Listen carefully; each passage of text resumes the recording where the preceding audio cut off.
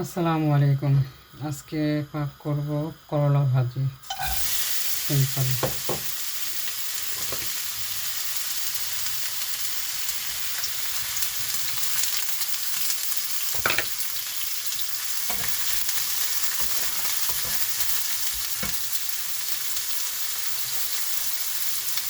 তারপর লবণ দিয়ে দেবো।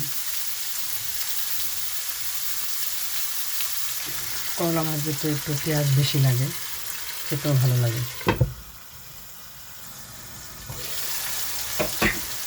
কিছু দিব না, সামান্য একটু, এক চিমটি একটু হলুদ দিয়ে দেবো, দেখতে সুন্দর দেখা যাবে।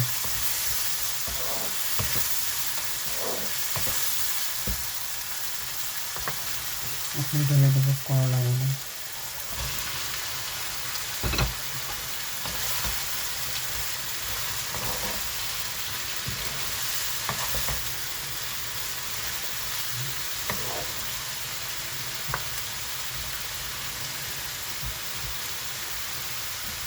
বাস একবার ঢেকে দেবো।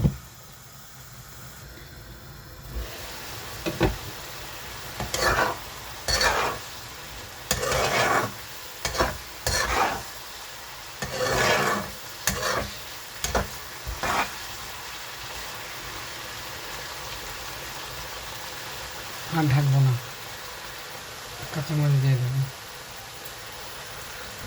এখন একটু দেখি